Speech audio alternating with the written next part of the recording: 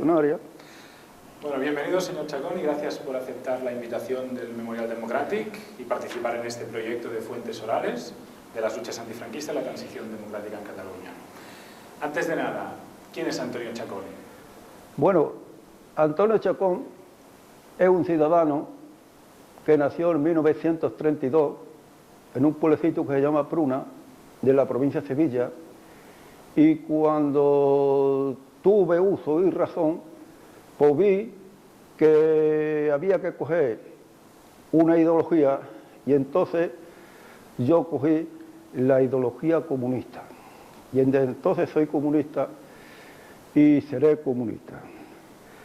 He encabezado muchas luchas, pero aquí en Cataluña vine en el 1961-62, procedente del pantano de Tou, de Valencia, porque en aquellos tiempos se hizo una huelga general revolucionaria en Asturias, muy mala, y nosotros, como yo era minero, barrenista pero minero, hacíamos túnel, nos solidarizamos con los mineros de Asturias, y entonces nos llamaron a unos 15 o 20 a un cuartel de la Guardia Civil en un pueblo que le dicen Gabarda, porque yo paraba en Antella, y en Antella no había cuartel, y nos llevaron allí, y allí nos quisieron torturar, total. De allí ya, cuando vimos aquello, nos venimos 3 compañeros aquí a Lérida. Yo ya escuchaba por la Pirenaica las luchas de Cataluña, las condiciones sociales de Cataluña, y yo ya tenía, por ejemplo, una gran simpatía con Cataluña, y me vine aquí, me vine a trabajar en el canal ese que hay por debajo de Terme y Villanueva de las Barcas. O sea, que usted emigra 2 veces, la primera a Valencia y la segunda a Cataluña. Sí, bueno, no, yo venía ya, yo salí de Morón de la Frontera, allí en una huelga que hicimos me desterraron a la Jurde de Extremadura, a un pantano que le dicen el pantano de Puerto Peña, y de allí al Valencia, y ya de aquí me vine aquí. 3 veces. 3 veces. ¿Y qué sabía usted de Cataluña? Nos ha dicho que oía por la Pirenaica.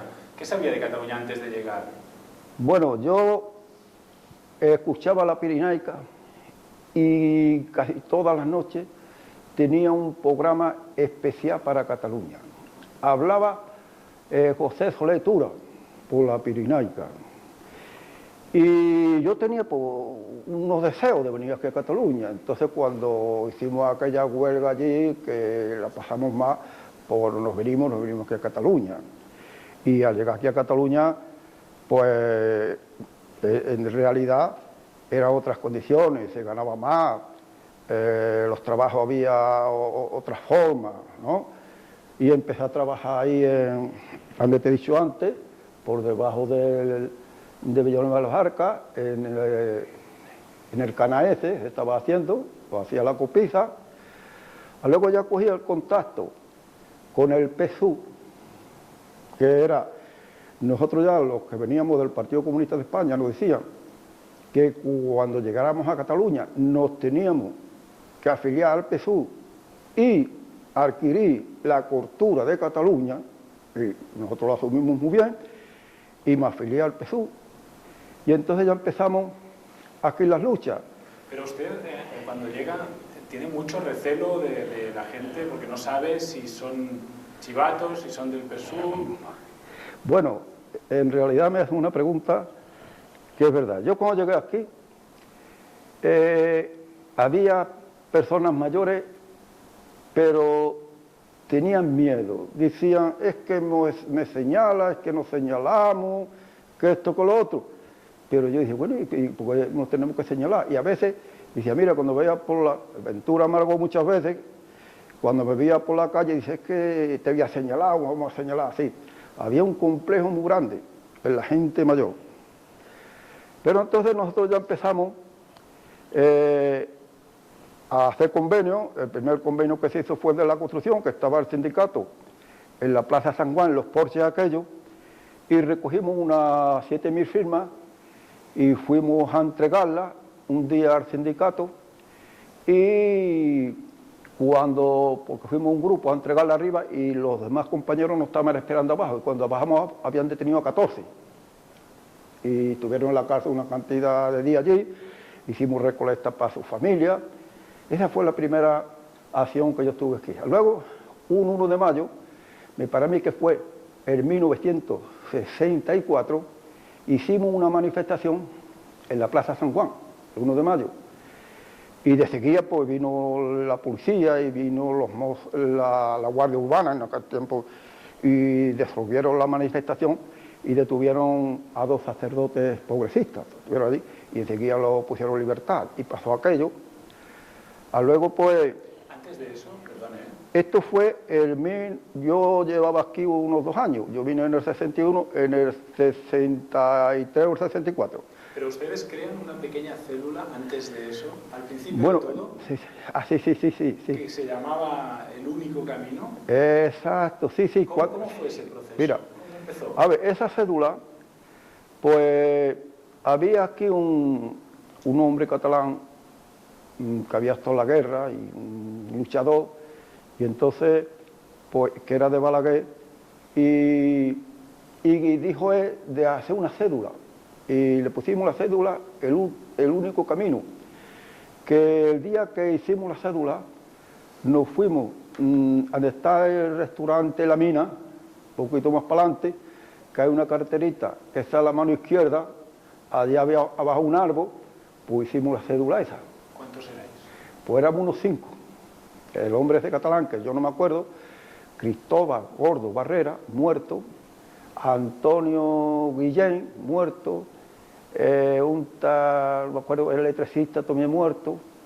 Total, lo único que quedaba de aquella cédula era yo. Entonces, con aquella cédula, yo tenía un paisano aquí que era administrativo y hacía hostadillas en la máquina y regábamos lérida toda de hostadillas, Y claro, pero nosotros todavía no teníamos contacto con el PSUV, recibíamos las consignas por la Pirinaica.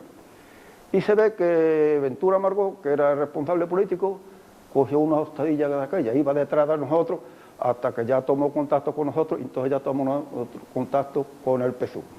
¿Cómo supo usted que se podía fiar de Ventura? Nos han dicho algo de la radio Pirenaica.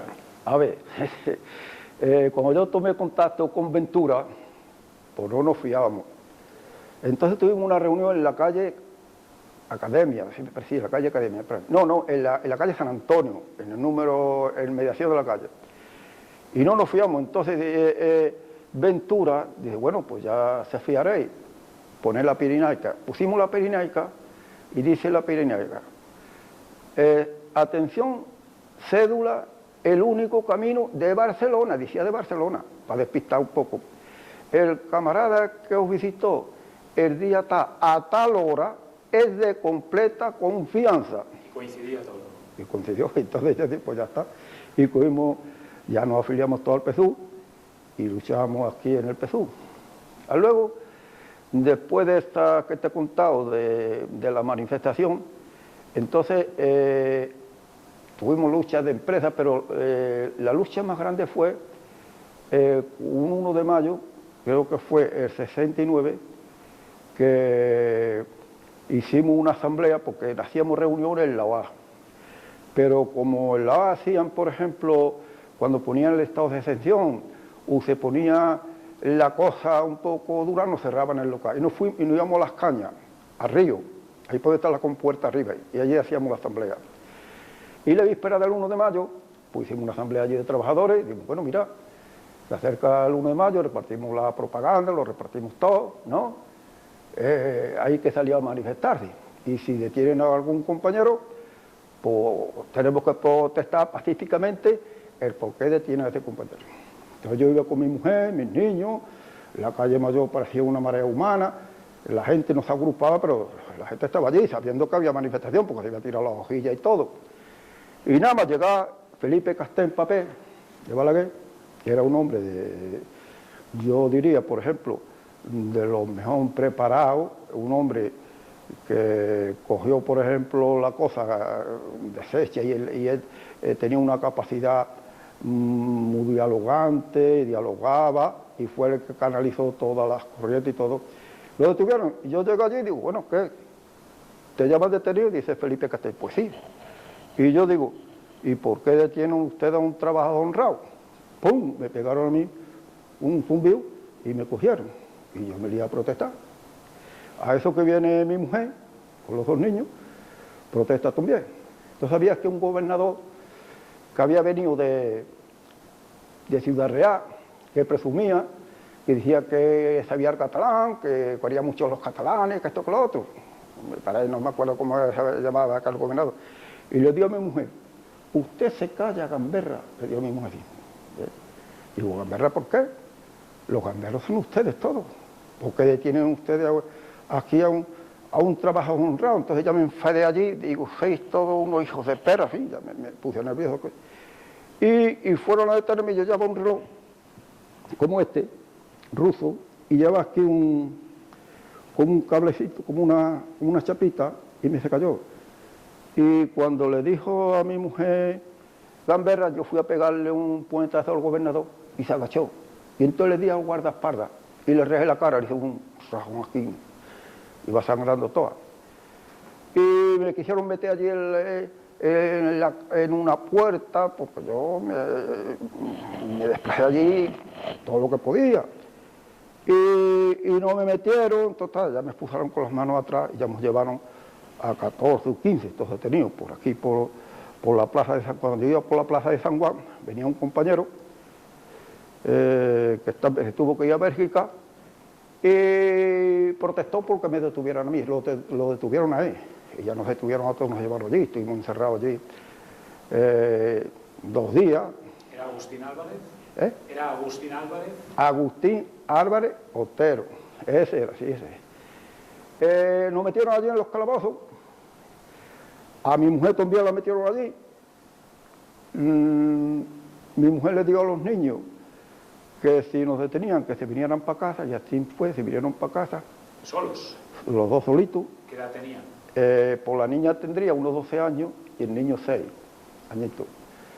Total que a medianoche, pues sacan a mi mujer para interrogarla, y mi mujer era brava, yo sentí unas voces allí, pues estábamos en los calabozos y donde estaban interrogando se sentía. Yo decía, a ver si le están pegando a mi mujer. Yo estaba allí nervioso, me daban ganas de romper las rejas y todo lo que fuera. Pero mi mujer se salió. Y aquella noche estaban encerradas en la iglesia de la Sangre unas cuantas de mujeres. Y mi mujer, en vez de venirse a la casa con los niños, se encontró con una, dije, mira que están encerradas en la iglesia de la Sangre. Y se fue y se enterró en la iglesia de la Sangre. Y se enteraron y fueron por ella. Y dice, así que te hemos puesto en libertad. Y te has ido a la lucha, ¿no? Venga, la tuvieron todavía allí. Ahí estuvimos detenidos hasta el 2 de mayo a mediodía, que nos sacaron esposados y nos llevaron a juzgado, y allí íbamos entrando uno a uno y nos iban tomando declaración. Y claro, yo declaré allí. Y a los demás le van diciendo, se podéis marchar, se podéis marchar. Y nosotros tres, mi mujer, ese Agustín Álvarez Otero y yo, nos quedamos allí. Dice, ustedes van a la prisión. Y van a la prisión y estuvimos. Y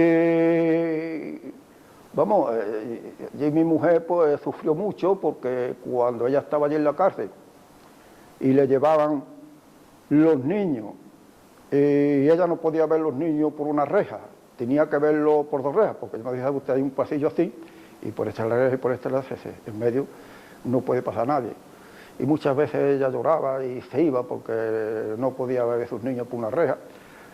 Luego pidieron la libertad, por ejemplo, por imposición para mi mujer, se la negó el capitán general de Cataluña, Alfonso Pérez Viñeta, que era un tío de la guerra, que cuando vino aquí dijo, ahora voy a poner yo a los catalanes a mascar polvo, era un criminal malo. Se la negó hasta que salió mi mujer ya, porque los niños también a los otros días los la recogieron una familia. La mujer de Álvarez Otero, que estaba, recogió a mis niños y allí estaban. Luego se lo llevó, porque tenía una niña de la edad de mis niños y peleaban o algo, y entonces se lo llevó Jesús Canales a la Bordeta, y allí estuvieron hasta que salió mi mujer, el Consejo de Guerra. ¿Cuánto tiempo estuvieron en prisión? Pues mi mujer para mí que estuvo 2 meses y yo estuve unos 6 o 7 meses, porque luego me sacaron en prisión atenuada, que no podía ir nada más del trabajo a mi casa y de mi casa al trabajo. Que ahí hay unas notitas que pone que me tenía que presentar toda la semana al gobierno militar. Y luego, pues cuando nos hicieron el Consejo de Guerra, yo estaba libre, vamos, que libre, que no, en prisión atenuada. Pues me llamaron y dice, tal día se tiene que presentar usted, que le haremos el Consejo de Guerra. Pues yo llegué ya al gobierno militar, tan tranquilo, iba yo vestido de ropa de invierno, llevo un abrigo, porque yo casi me iba a meter en la comisaría ahí con el frío, pues llego ya al 4.º piso y sale el coronel, el comandante, dice, ¿qué pasa? Digo, pues nada, que vengo aquí a presentarme. Dice, ¿ha dormido esta noche bien? Digo yo, ¿por qué no porque había dormido mal? Yo he hecho algún crimen. Dice, pues nosotros es muy desagradable meternos en estos asuntos, que si para acá. Total, a ratillo llega la política social. Dice, ¿este es? Dice, sí. Luego viene la policía armada. Dice, ¿este es? Sí. Venga, esposarlo. Me esposaron, como yo llevaba el abrigo, una chaqueta, pues no me alcanzaba la mano para ponerme la esposa atrás. Entonces me quito el abrigo, lo pongo allí en una silla, y ya que me esposa, dice, coge el abrigo. Digo, ¿cómo voy a coger el abrigo? Si no puedo cogerlo. Entonces me cogieron y me metieron el abrigo entre las manos así, y bajé por la escalera como pude. Y cuando bajé abajo donde está el gobierno militar, había un jeep, y tuve que subir de rodillas allí, y así no me ayudaron siquiera. Ni me ayudaron siquiera. Y los policías mirándome con una mala leche y todo. Total que llegué allá al banquillo, me siento en el banquillo, con las manos esposadas y el abrigo así, y en una sala como esta, allí estaban los del Consejo de Guerra, los comandantes, los alférez, los tenientes, había muchos allí, y el fiscal jurídico militar que estaba aquí, cuando me vieron dice, quítale a las esposas, quítale a las esposas. Entonces me quitaron las esposas, y llevaba yo las esposas aquí ya clavadas. ¿Por qué le esposaron? ¿Para humillarlo? Porque se creía que me iba a escapar. Me esposaron, me llevaron esposado. Porque claro, como yo estaba en prisión atenuada, estaba libre. Estaba libre. Entonces me dijeron que me presentara en el gobierno militar para llevarme ellos de allí arriba al cuartel. Y entonces los policías me esposaron. Y el juez del capitán, digo, del comandante militar, dijo, pero ¿cómo vaya a esposar a este hombre si lleva ya no sé cuántos meses suelto y no se ha escapado? Para esposarlo. Una mala leche. Total que me quitaron la esposa y yo estaba tratando y aquí tenía un policía y aquí otro, los mosquetones, y alguna bayoneta y todo. Y los policías estaban nerviosos. Y el policía que fue a quitarme la esposa, se le cayó el mosquetón y pegó por allí, que si lo hubiera llevado montado, lo mejor y pegó un tiro. Total, que se quitaron la esposa y ya empezaron allí. ¿De qué le acusaban? ¿De qué le acusaban? Me acusaban de un revolucionario que recibía consignas del extranjero y ya tenían mi historia porque habían pedido informe mío a Sevilla, al pantano de Tou. En el pantano de Tou hizo una huelga, yo no sé qué, en la base aérea de Morena hizo una huelga, no sé qué, fin, todo, tenían mi historia. Ellos estuvieron pidiendo informe. ¿Y no le acusaron de resistencia a la autoridad? Sí, es verdad. Vale. Dice, se le acusa de insurto, resistencia, incurso, resistencia y a Fuerzas Armadas. Agresión, insurto y resistencia a Fuerzas Armadas. ¿Sabes? Acusaban. Total, el fiscal jurídico militar, que ahora hace poco tiempo muerto, un tal Morón Canela, era el fiscal jurídico militar, me acusaba de todo lo malo. Que aprovechábamos la salida de los cines para hacer manifestaciones, que el 1 de mayo ya teníamos bastante con el 1 de mayo, que el 1 de mayo antes del día San José, yo no sé qué, yo dije, este tío, pero mi abogado defensor, señor Miguel, me hizo una defensa terrible, ¿sabes? Cuando ese hombre me estaba defendiendo, yo veía que los capitanes y algunos tenientes estaban allí, todos se ponían la mano y escuchando al hombre. Una defensa que cuando habló en la sala, porque el Consejo de Guerra era abierto, había público, el Ballina plegó, tenía una obra y llevó a todos los trabajadores allá arriba, el Ballina. Ballina ha sido un tío que nos ha dado trabajo y todas cosas. Total, que no se movía allí. Y luego, cuando hubo una pausa, en el Consejo de Guerra hubo una pausa, y había una sala así como esta, allí estaba todo el público, y entonces los dos policías que me tenían detenido me cogieron y me llevaron allí a un rinconcito, y yo no podía hablar con nadie. Entonces viene el juez militar y le dice a los policías, dice, bueno, este hombre está con nosotros. Ustedes no tenían por qué haber venido aquí para nada. Fíjate, el juez militar, eso sería para lavarse ellos la imagen que tenía el ejército, ese algo. Total, ya empecé a hablar allí con los compañeros y eso. Y empezó otra vez el Consejo de Guerra, y ya terminó el Consejo de Guerra y vino otra vez el juez militar a mí y me dice, usted ya está libre, marche hacia su casa. Y entonces me marché, porque también estaba mi mujer y el otro, ¿sabes?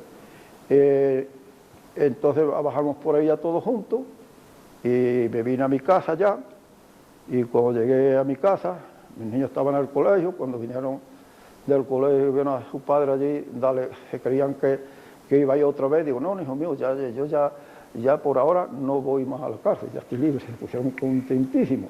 Se fue por el Consejo de Guerra. ¿La sentencia? La sentencia, pues ahí está la sentencia ponía eso, acusado de agresión, insulto y resistencia a Fuerza Armada, y que yo le había pegado un bocado a un policía, cosa que no era cierto, porque como me quité el reloj, y el reloj llevaba unas chapitas, entonces las chapitas que ella cortaba, y el policía que me puso la esposa se cortó, y decía que era un bocado, y el abogado mío le dijo que no era verdad, porque él tenía el parte donde había ido a curarse aquí a la Cruz Roja, y decían que eso podía haber sido un rasguño del correaje, y lo dejó allí por mentiroso.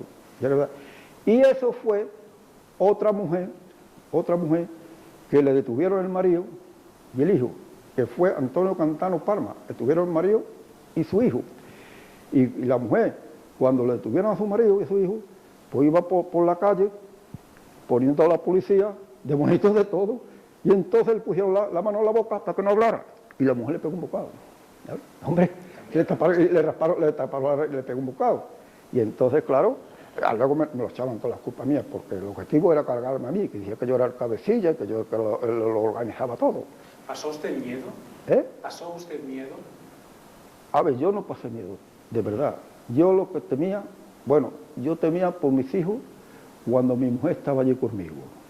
Pero el día que pusieron a mi mujer en libertad, yo parece que viví de nuevo. Ya tengo yo mis hijos, con su madre, que le hacía falta. Pero miedo, la verdad, no pasaba. Mira, que en un consejo de guerra te van a fusilar. Bueno, que me han fusilado tanto que tenía miedo.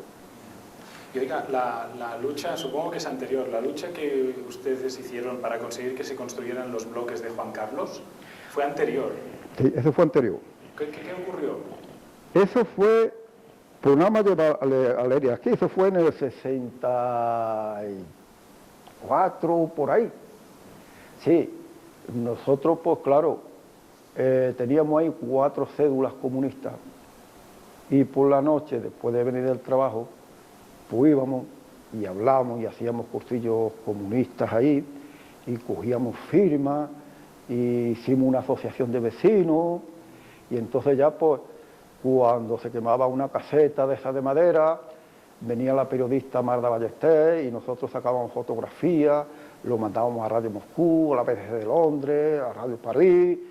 ¿Qué casetas de madera? ¿Dónde estaban? ¿Dónde está ahora el Pica? Detrás del seminario, eso era todo un campo de casetas de madera. ¿Quién vivía allí? Pues vivía mucha gente, porque todos los del Cañaré Los de Cañaret lo quitaron del Cañaret y lo metieron en la cárcel vieja, en esta hacienda. Allí estaban en Cerda. Y allí íbamos nosotros a llevarle manta y ropa a los vecinos del Cañaret. Y ya luego pues ya y pusieron allí casetas y los llevaron a las casetas. Pero ahí estaba que se lo comían las chinches, las cucarachas, en fin, las ratas, todo. Y nosotros pues protestábamos para que se hicieran los pisos de las mariolas. Mientras... ¿Lo tenía que hacer el ayuntamiento? No, esto lo haría el Ministerio de la Vivienda. Había un Ministerio de la Vivienda que los obreros, en aquellos tiempos pagábamos una cota también y se hicieron esos pisos, se hicieron muchos. Pero fue por eso. Y una vez hicimos una manifestación para que se hicieran los pisos, que yo no vivía en Las Maderas, yo vivía en la calle Santo Domingo, ¿eh? Pero claro, mi obligación era esa, ¿no? Y hicimos una manifestación y veníamos aquí al ayuntamiento, al gobierno civil, y en la punta abajo, arriba, en la calle La Palma, y una policía nos tiraron unos cuantos y rompieron la manifestación. Luego allí en la calle Academia, donde estaba lo hacíamos muchas asambleas, ¿sí? Y rompimos todo eso y se hicieron esos pisos rápidos, porque llevamos una lucha ahí grande. Manifestaciones, firmas, cartas, ¿sí? Y 4 cédulas comunistas ahí que teníamos, y damos cursillos, y escribíamos cartas para acá y para allá. Y en este campo de casetas se vivía muy mal, dice usted. ¿Cómo eran las condiciones de esas personas? Bueno, las condiciones de estas personas, yo diría que eran unas condiciones inhumanas, porque las casetas eran casetas de madera, y por abajo estaba tierra, ¿no? Y ahí había rata, había chinche, había culebra, había bichos por abajo, porque había una cámara así grande y había muchos bichos. Y luego, pues las instalaciones las hicieron por los cables por encima de la madera. Y había cortocircuito y se quemaban muchas casetas. Y el día que se quemaban las casetas fue un escándalo ahí y nosotros íbamos allí, ¿sabes? Y a veces pues le dábamos manta y hacíamos lo que podíamos nosotros. Todo esto era en nombre del PSU, el Partido Comunista. Yo te lo puedo decir con mucha sinceridad. Yo, en la clandestinidad y desde que tengo 15 años, que estoy afiliado al Partido Comunista, yo no he visto en la lucha nada más que comunistas, cédulas comunistas y algunos anarquistas. Yo te digo la verdad. Yo los socialistas no los he conocido hasta que no nos legalizaron. La verdad, yo no tengo nada contra los socialistas, hombre, por lo malo que esta gente, pero yo no he visto ningún socialista. ¿Y usted dentro del PSU qué responsabilidad tenía? Yo en el PSU era miembro del comité local de aquí. Luego yo era miembro de un sector, aquí en la calle Santo Domingo, pues yo tenía 3 cédulas. Y la cédula pues la reunía casi toda la semana, reunía una y otra. Y dábamos, por ejemplo, teoría marxista, y sí, y hablábamos de los problemas y todas las cosas. Y luego miembro del comité local aquí, ese era el cargo que yo tenía en el PSU. Y en estos locales de la OAC que os cedían, ¿eran cristianos los de la OAC? Bueno, sí, estos locales, yo me acuerdo que nosotros no teníamos dónde reunirnos. Y entonces vinieron una vez, me parece a mí que fue un tal Santa María, que ha muerto ya el hombre, y otro, y hablaron con nosotros, y mira, nosotros luchamos por la misma causa que luchan ustedes. Tenemos un local, si queréis se podéis reunir. Entonces, ellos eran hombres de Acción Católica, y nosotros éramos comunistas, y otros que no eran comunistas, ¿no? Había de todo. Entonces ellos no, las masas, ya sabéis cómo son anticlericales y no venían. Entonces cuando nosotros ya llenábamos aquel local, salimos y venían, pues ellos tomaron miedo y se fueron a la Bordeta, a una iglesia. Y allí hacían sus reuniones. Entonces nos dejaron el local para nosotros. Yo no venía casi nunca allí, siempre íbamos nosotros. Y cuando había algún que ponía el estado de excepción, pues nos cerraban la puerta y nos íbamos a las cañas. Y allí, después decir que allí nacieron las comisiones obreras, porque había unos hombres muy buenos. Este Ballera, aunque fuera contratista, pero este hombre nos ha dado trabajo a todos. Cuando estábamos en las listas negras, nos ha dado trabajo a todos. Había también un hombre muy bueno que se llama Juan Beza Esteve, que es abogado, era abogado del sindicato vertical. Y ese hombre, cuando a mí me hicieron el consejo de guerra, yo estaba trabajando con él. Habíamos una cuadrilla trabajando con él porque no nos daban trabajo y él nos daba trabajo. Y era un hombre bueno. Y cuando el proceso de Burgos, que yo estuve también en la cárcel, estuve 2 meses, él me llevó el caso y me tuvieron que pagar los 2 meses que estuve en la cárcel del Instituto Nacional de Previsión. Luego, después del consejo de guerra, pues sí, ellos se creían que yo me iba a guardar, entonces me fui a trabajar a la Fomento, Civigio por la carretera de Zaragoza, enfrente de la gasolinera de Dalmau, esa obra grande que hay para, bueno, pues ya habríamos unos 200 y pico obreros. Y yo llegué allí y ni pagaban 18 de julio, ni Navidad, ni beneficio, ni los domingos. Venía un día de agua, íbamos allí, estábamos todos los días, y por la tarde, bueno, pasaron por casa, y no cobrábamos el día. Entonces hicimos las elecciones sindicales y salimos unos trabajadores elegidos en las elecciones sindicales. Entonces metimos ya, nosotros fui al sindicato, hacimos asamblea y todas esas cosas, y reclamamos todo esto. ¿Dentro del sindicato vertical? Dentro del sindicato vertical, ¿sabes? Reclamamos todo esto, y ya que eso no podía ser, que eso estaba en el convenio colectivo, pero el convenio colectivo lo hacían ellos sin contar con los trabajadores. Entonces yo les decía, bueno, ¿y ese convenio colectivo quién lo ha hecho? ¿Con qué trabajadores vi contado? Hombre, con los que hay aquí, pues los esquiroles, los suyos. Bueno, nosotros no estamos de acuerdo. Si viene el 18 de julio, queremos cobrarlo. Si viene Navidad, queremos cobrarlo. Los beneficios queremos cobrarlo. Si los domingos queremos cobrarlo. Que esto no puede ser, total guerra. Venga. Cuando plegábamos por la tarde, pero yo le decía, mira, yo estoy en el sindicato. Si vienen ustedes conmigo, me escucharán. Y entonces vinieron y llegábamos al sindicato. Y venga, guerra, guerra, guerra, guerra. Y un día llegó unas navidades y no cobramos las navidades. Y habíamos perdido otro día de agua.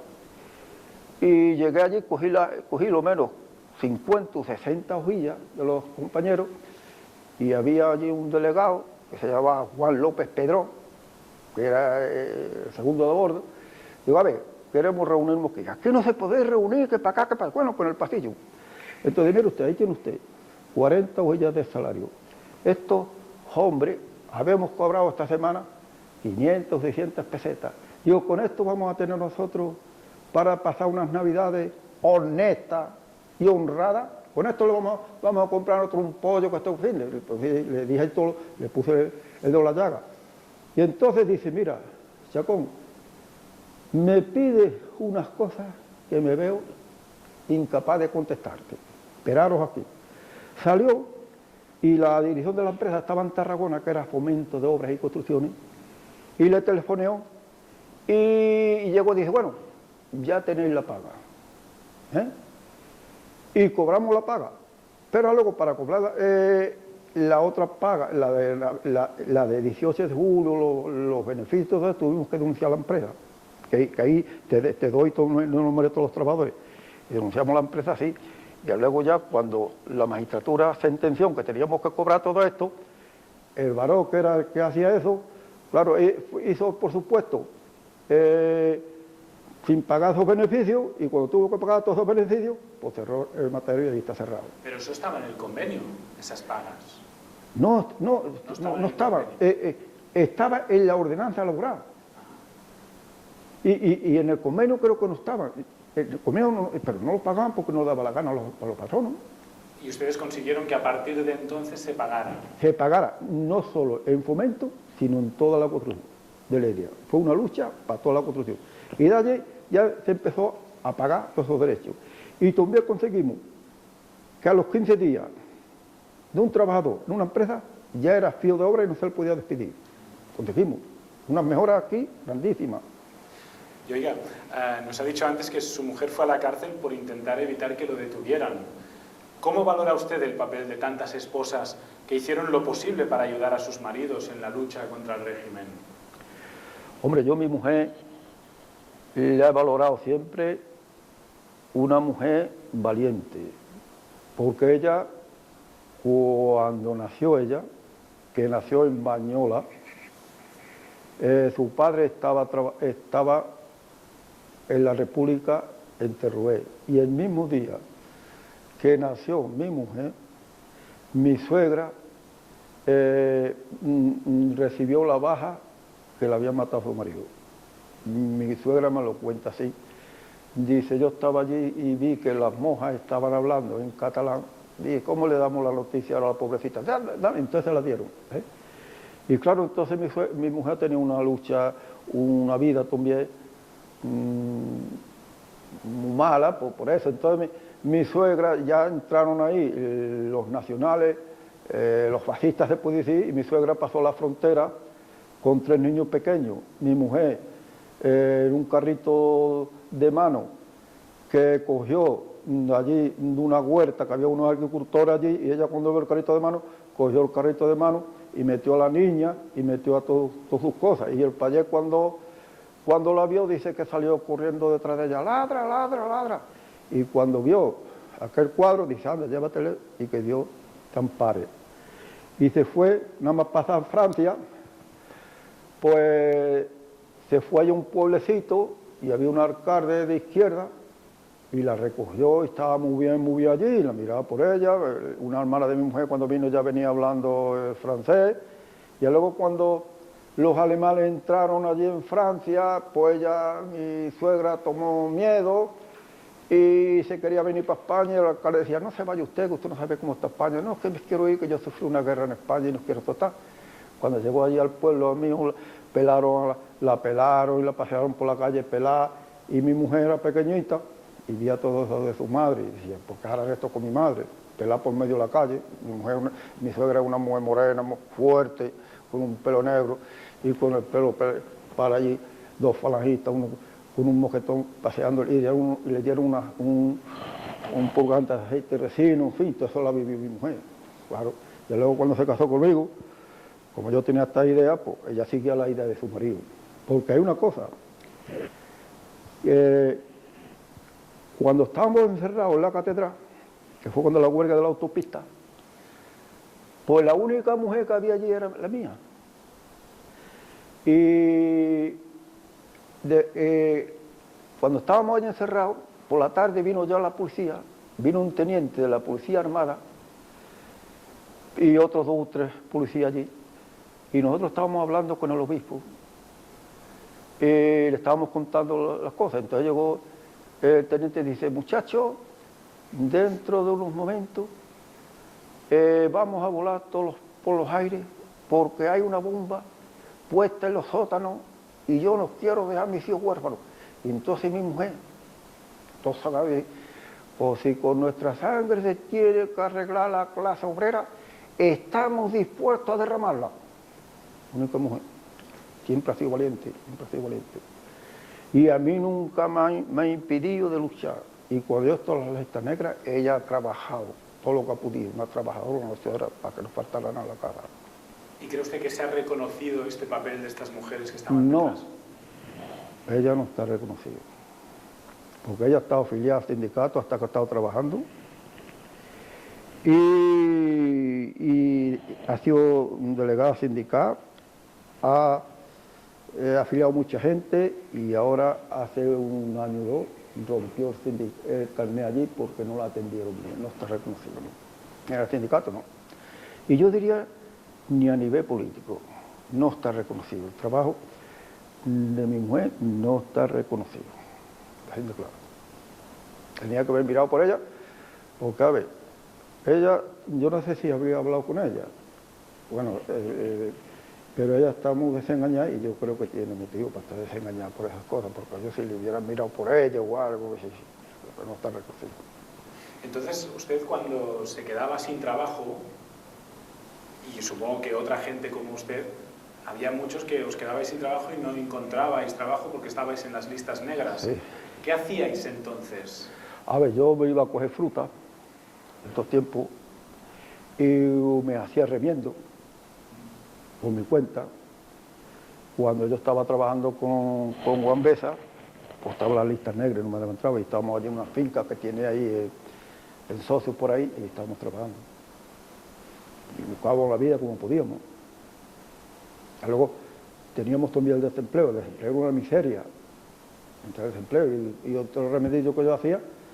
A mí, lo tengo que decir con toda sinceridad, el Partido Comunista a nosotros solo nos ha pasado la semanada cuando hemos estado presos. Cuando hemos salido de la cárcel no nos ha pasado absolutamente nada, lo puedo decir con sinceridad, nada. Ahí tenemos que buscarnos otra vida. No. Bueno, si quieres que te vaya diciendo las luchas, te he dicho la lucha de la Fomento. Me ha dicho la de la autopista. No, pero esa no he terminado. Ah, vale. Al lado de la Fomento, tuve también aquí en el puente que hay en la universidad, el primer puente. Ahí, pues, como había haciendo los cimientos, había mucho fango y había un plus por trabajo húmedo y no los pagaba. Y también denuncié y nos despidieron a todos, ahí, del primer puente. Denunciamos para que nos pagaran el trabajo. No. Luego ya, pues nos fuimos a la autopista a trabajar. Y ahí sí, ahí fue una huelga en la autopista, o querían hacer la autopista sin pagar derechos. Nos llevaron allí, nos daban media dieta, la hora de ir y venir tenía que por nuestra cuenta, no teníamos lavabo donde lavamos, parecía un campo de concentración. Entonces, pues enseguida hicimos una comisión allí de 4 o 5 compañeros, Julio Chacón y otros cuantos, y hicimos una plataforma reivindicativa con todo lo que nosotros víamos que nos pertenecía, la media dieta, todas esas cosas.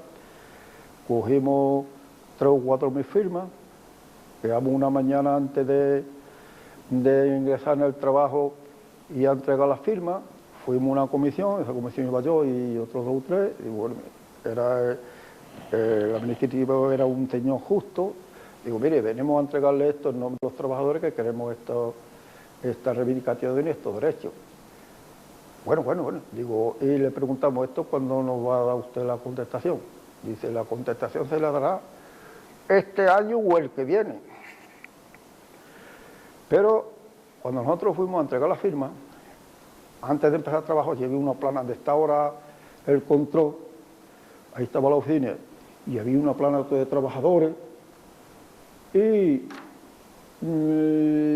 dijimos, mira lo que nos han dicho. Le hemos entregado la firma, nos han dicho esto, que nos dará la contestación dentro de un año. Por huelga general, paró toda la autopista, hasta los plantillas. Había un contratista de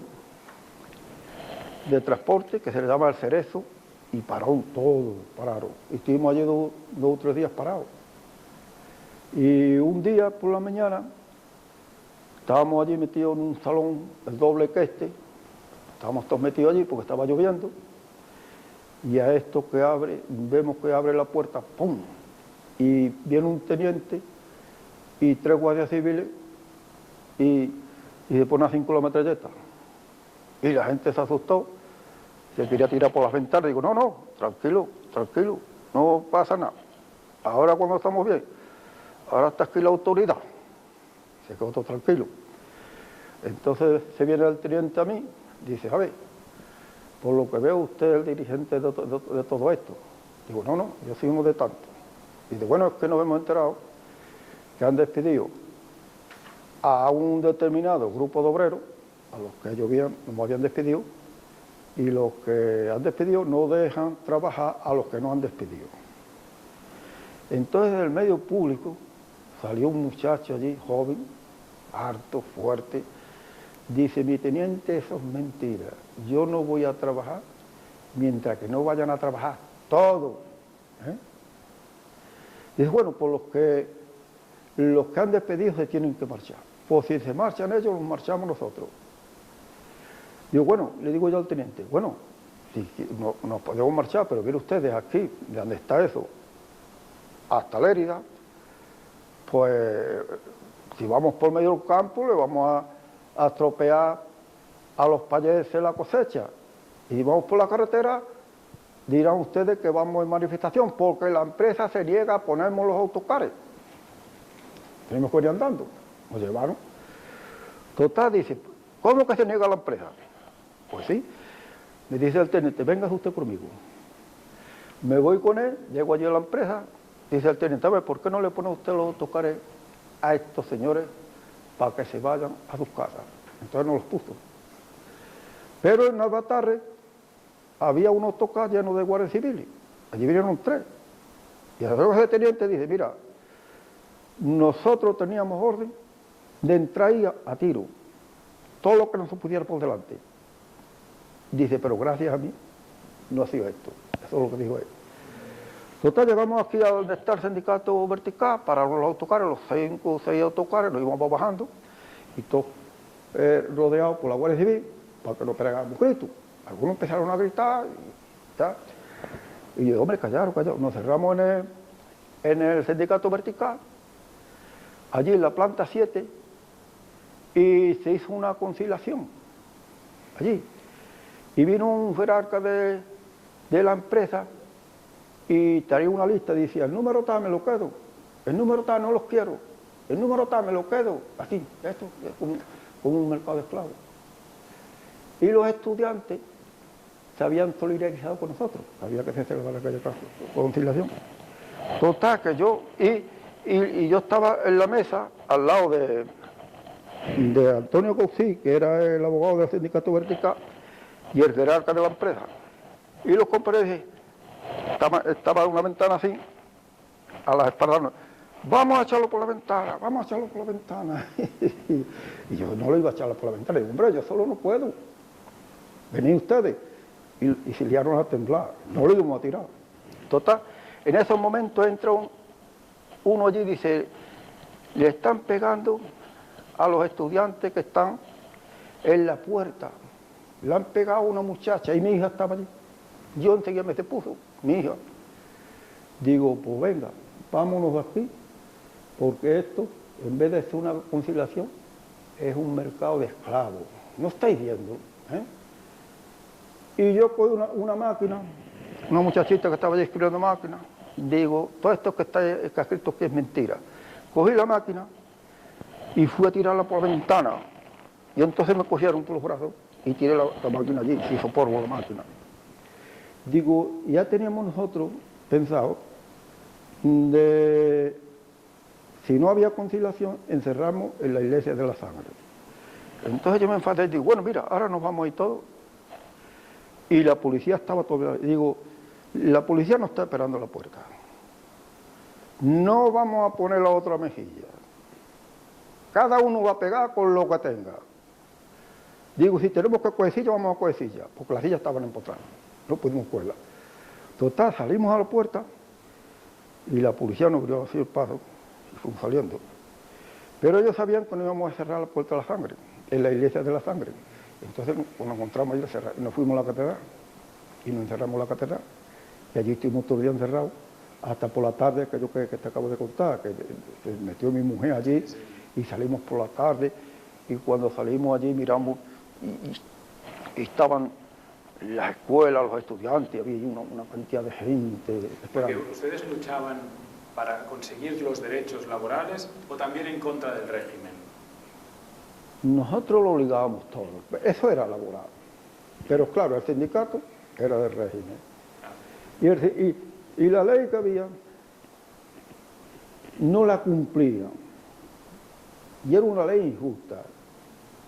Y allí no miraban nada más que por los 12. A veces te readmitían, pero a nosotros, los revolucionarios, lo que queríamos, por ejemplo, que hubiera justicia, y estábamos totalmente en contra del régimen, eso nos perseguían a muerte. Y nos paleaban. ¿Y usted cree que con el paso del tiempo, con perspectiva, toda esta lucha valió la pena? Pues yo creo, mira, ahora hace un mes o dos, hemos celebrado la fiesta del PSU. Yo estoy en el PSU vivo. Y allí habíamos muchos hombres como yo que habían luchado mucho. Y tuvimos allí campos de expresiones y decían eso. ¿Ha valido la pena la lucha que hemos tenido nosotros, para como hoy está la clase obrera, para que hoy tengamos aquí una democracia, que tenemos 6 millones de trabajadores en paro, y que hay 1.500 familias que tienen todos sus miembros en paro. ¿Ha valido eso? Hombre, yo no me arrepiento, que hemos luchado. Y que hoy los trabajadores no tienen derecho ninguno. Y que las pensiones de los pensionistas la hayan congelado, teniendo las pensiones más bajas de Europa. ¿Qué democracia tenemos? Y que hoy los trabajadores llegan a una empresa y le dan un contrato por 15 días, por 20 días, lo despiden, no le dan derecho de ninguna clase.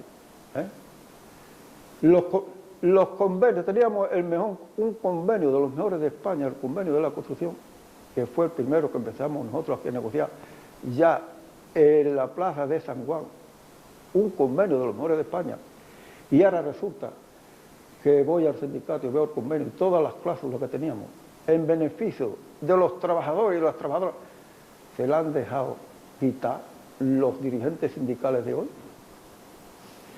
Tenemos el convenio de la limpieza, que eso no existía ni en la época del sindicato vertical, y lo están firmando los mismos compañeros de comisiones de una mujer, yo llevo un caso un poco tiempo de una mujer de la limpieza que ha perdido 7.000 pesetas de su jubilación, porque resulta que cuando una mujer da de baja y a los 18 meses pasa por el tribunal para darle la pensión, durante esos 18 meses no le pagan 18 de julio, no le pagan Navidad, no le pagan beneficio, ni le pagan el aumento que vio. Entonces, ese dinero se retira, 5 o 6.000 pesetas ha perdido, y así en todo. Y eso lo están viendo los compañeros. Yo estaba en la dirección del sindicato de toda mi vida, y ahora pues dice que soy un hombre incómodo y me han echado del sindicato. Pero yo sigo afiliado, porque yo decía todas estas cosas. ¿Siente usted que hicieron historia ustedes? ¿Que sentís que hicieron historia en su momento ustedes? No me entero muy bien. Que si ustedes hicieron historia. Bueno, hombre, nosotros hicimos historia, porque oye, sacar un sindicato de la nada, en aquellos tiempos, cuando aquí el único sindicato que había era el sindicato vertical, y nosotros de la nada hicimos un sindicato fuerte, y hoy es el más fuerte de España, con todo lo que se diga, para ver que eso es historia, un sindicato que se fraguó en los tiempos duros de la dictadura, en los tiempos de la catatumba, que fusilaron a muchos. Yo me acuerdo que una vez, en Granada, en el 64 por ahí, fueron los trabajadores al sindicato vertical a pedir una sala para reunirse, y disparó la Guardia Civil, mató a 3 obreros y otros heridos. Y en la huelga de la construcción de Madrid, a las 7 de la mañana, cuando hicieron 3 o 4 obreros matados por la Guardia Civil, en San Andrés del Blesó, los obreros que han matado y han fusilado. Yo creo que eso es historia, pero historia, para como estamos hoy, nosotros estamos de acuerdo. Pero claro, existe la democracia. En el sindicato hay democracia también, hay un congreso, voto. Este hombre es que se mete con nosotros, es que yo no sé qué, que yo no sé cuándo. Hombre, yo pues me meto. Porque ese convenio de la mujer de limpieza, allí estaba la responsable de la mujer de limpieza, y decía yo, bueno, ¿por qué tiene que existir este convenio? Decía que me estaba metiendo con ella. Hombre, compañera, yo no me estoy metiendo con ella. Digo, ¿por qué firmas esto en contra tuya? Pero como ella estaba liberada, ella no limpiaba, ella era una señorita, ella venía al sindicato como le daba la gana, y así está todo. Eso es lo que hay hoy. Bueno, Antonio, ya estamos, muchas gracias. Bueno, yo mira, lo que ustedes quieran. Ya te digo, había mucha lucha aquí, mucha. Ya estamos. Y 7 veces en la cárcel. Y otra cosa, el 11 de septiembre, sí, cuando aquí estaba prohibido, fuimos 14 a la cárcel, sí, y todos éramos castellanos. El 11 de septiembre. Porque nosotros, ya te digo, los militantes que venimos del PSUV, nos adquirimos la cultura catalana. Y ahí tengo unas cartitas que he hecho yo, defendiendo a Cataluña. Porque los comunistas somos ciudadanos del mundo. Y donde estemos, tenemos que luchar por la cultura de los pueblos. Eso es el comunista. Hoy la gente no sabe lo que es el comunismo, pero el comunismo es ese. Y yo estoy convencido que gracias a la revolución de 1917, ¿cómo vivían los obreros de ahí para atrás? Los obreros empezaron a ser obreros, con defecto como fuera, pero entonces las mujeres, ¿de dónde tienen los derechos? Todo eso, de la revolución comunista. Bueno. Ya estamos, sí. Gracias. Está, ¿no?